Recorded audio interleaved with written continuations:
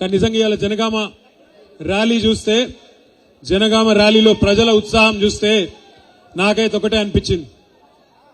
General election అయిపోయింది, మళ్ళీ మనం అధికారంలోకి వచ్చినాం, కేసీఆర్ గారు ముఖ్యమంత్రి అయినరు అన్నంత జోషు, అన్నంత ఉత్సాహం ఇవాళ జనగామ పట్టణంలో కనబడ్డది. నేను మన కార్యకర్తల గురించి చెప్తలేను. బండి పోతుంటే రోడ్డు పక్కన షాపులకెళ్లి, ఇళ్లకెళ్లి అక్కడ మరి ఉండే లేడీస్ గాని, అక్కడ ఉండే మగవాళ్ళు గాని, చిన్నపిల్లలు గాని బయటికి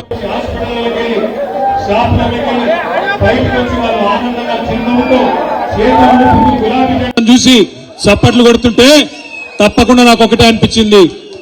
కాళోజీ నారాయణరావు గారు చెప్పినారు, ప్రజాకవి కాళోజీ గారు ఒకనాడు చెప్పినారు, ఎప్పుడైనా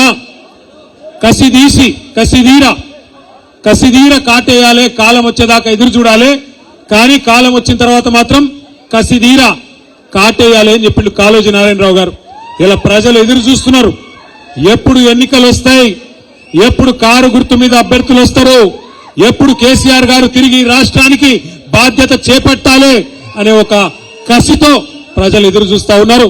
ఇలా కసి జనగామ పట్టణంలో ప్రతి ఒక్కరి ముఖంలో నాకు కనబడ్డది. నేను బలంగా నమ్ముతున్నా, సమర్థవంతమైన నాయకులున్న కాడ అద్భుతమైన ఫలితాలు జనగామ జిల్లాలో వచ్చినట్టే ఇక్కడ రాజేశ్వర్ రెడ్డి గారు, రాజయ్య గారు, దయాకర్ రావు గారి నేతృత్వంలో 150 మంది సర్పంచ్లను గెలిపించుకోవడం అంటే గట్టిగా ఇక్కడికి వచ్చిన కార్యకర్తలకు అందరం చప్పట్లతో అభినందన చెప్పాలని చెప్పి నేను కోరుతా ఉన్నా. పెద్ద పెద్ద నాయకులు 10 ఏళ్లలో ప్లీజ్ మాట్లాడి ప్లీజ్ డిస్టర్బ్ చేయకండి ప్లీజ్. 10 ఏళ్లలో అధికారం ఉన్నప్పుడు అధికారాన్ని అనుభవించిన నాయకులు, 10 ఏళ్లలోనే తెలంగాణ ఉద్యమంలో పాత్ర లేకపోయినా, ఉద్యమం కోసం ఏనాడు ఏమి చేయకపోయినా ఎంపీ అయిండ్రు, ఎమ్మెల్సీ అయిండు, ఎమ్మెల్యే అయిండు, ఉప ముఖ్యమంత్రి అయిండు, ఎంపీగా గెలిపించుకున్నాడు. అట్లాంటి నాయకులు పార్టీ కష్టంలో ఉండగానే కట్టపాలు వాడేసి ఒక చిల్లరగాడు రేవంత్ రెడ్డి సంకలు చేయండి.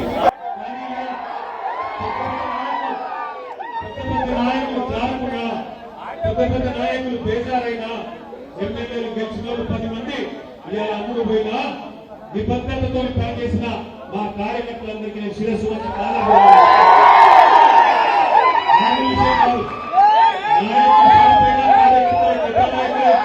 ఒక్కొక్కరు ఒక్కో గ్రామంలో ఇలా కథానాయకుల మాదిరిగా కేసీఆర్ మాదిరిగా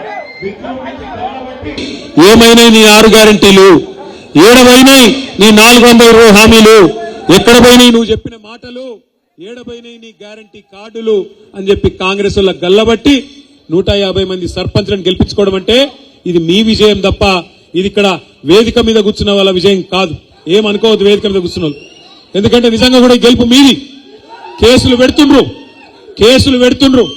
సోషల్ మీడియాలో ఒక పోస్ట్ పెడితే పోలీసు వాళ్ళు ఇంటికి వస్తాను, పోలీసు వాళ్ళు ఇంటికి వచ్చి మన పిల్లగాళ్ళని బెదిరిస్తాను.